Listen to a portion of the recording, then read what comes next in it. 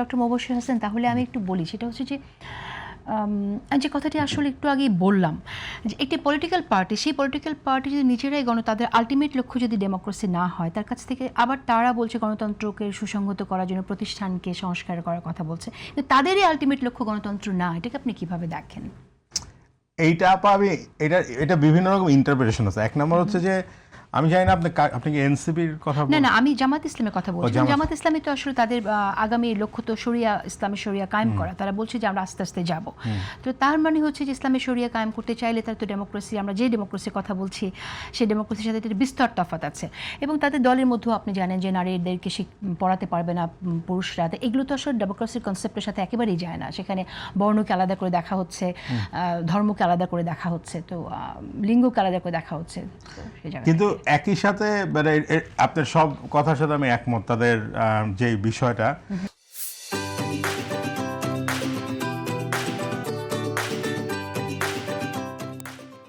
But আপনি যদি তাদের কার্যকলাপ কিছু দেখেন, আমার কাছে মনে হয় যে উনারা আমাদের একটা মানে একটা টার্ম আছে স্কলারলিতে, যেই জামাতের যে পলিটিক্সটা একসময় এটাকে পরিচিত ছিল আপনার একাডেমিক ওয়ার্ল্ডে ইসলামিজম বলে।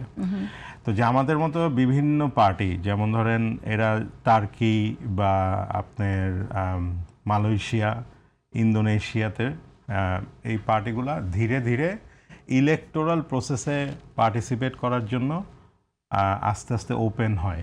মানে ধরেন যখন শরিয়া স্টেটের কথা বলে যে আমার যতটুকু জানা আছে তারা ওইখান থেকে সরে এসেছে। বর্তমানে তারা বলতে চায় যে তারা ইসলামিক সমাজ ব্যবস্থা চায়, যেটা গণতান্ত্রিক উপায় চায়। মানে তারা ইলেকটোরাল প্রসেসকে ব্যবহার করে মানুষ যদি তাদেরকে ভোট দেয় তাহলে তারা আসবে, এটা হচ্ছে আমার আন্ডারস্ট্যান্ডিং। আবার একই সাথে আপনি তাদের কিছু এমপির বিভিন্ন রকম এই যে রিসেন্ট যেই স্ক্যান্ডাল বা এই ধরনের কাজগুলো যদি দেখেন, এটার সাথে আবার তারা যেই ধারণাটা দিতে চায় সেই ধারণাটার পার্থক্য অনেক বেশি। আবার আমরা ইলেকশনের সময়ও ক্যাম্পেইনে আমরা দেখেছি যে যদি তাদেরকে কেউ বলছেন, আমার নাম মনে নাই, বলেছেন যে যদি তাদেরকে ভোট দেন জান্নাতে যেতে পারবে। তো এইটা তো আপনার মানে একটা লোকের যদি কমন সেন্স থাকে তাহলে তো তারা বুঝবে যে এই কথাগুলো মিথ্যা কথা।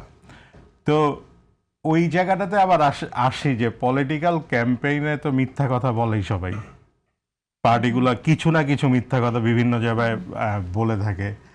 এরা ধর্মকে বিভিন্নভাবে ইউজ করে। ধর্ম নিয়ে মিথ্যে কথা বলা, সেটা কি মানে এইটা নিয়ে তো ধরেন আপনি যদি অন্য কেউ বলতো তাইলে বলতো যে সে তো শিরক করছে, তাই না? মানে ওই ক্ষেত্রে আমি তো এটা বলতে পারি না যে কে কোথায় যাবেন, জান্নাতে যাবেন। তো এই জিনিসগুলাকে আমার ধারণা যে মানুষজনের অ্যাওয়ারনেস অনেক বেশি আছে, but at the same time তারা বর্তমানে পার্লামেন্টারি প্রসেসে আছে।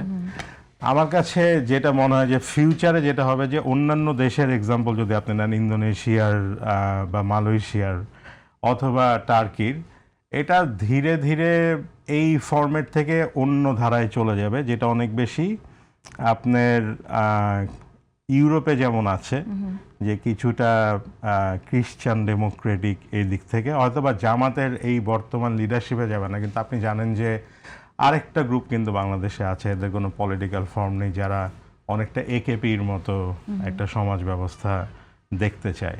তো মূল কথা আমার যেটা হচ্ছে যে পার্টি হিসাবে তাদেরকে আমি আসলে খুব বেশি আলাদা করে অন্য কোনো পার্টির থেকে দেখি না। তারা হয়তো বা ওই লেবাসটা ইউজ করেন, কিন্তু আমার ধারণা বাংলাদেশের মানুষ সেটা ভালো করে জানে এবং ভালো করে ধর্মের লেবাস ব্যবহার করে অনেকেই করছেন, যেটা বাংলাদেশের মানুষ জানে না। তো তারা ভোটে তো তারা মানে জিততে পারেননি। তার মানে কি? তার মানে হচ্ছে তারা মানুষ তাদেরকে একটা পর্যায় পর্যন্ত রিজেক্ট করেছেন, আবার কিছু কিছু জায়গায় তারা জিতেছেন। তো এটা একটা মার্কেট প্লেস অফ আইডিয়াস, আমরা বাস করছি। মার্কেট প্লেস অফ আইডিয়াসের মধ্যে কে কাকে কিভাবে কনভিন্স করছে তাদের আইডিয়া দিয়ে, সেটাই।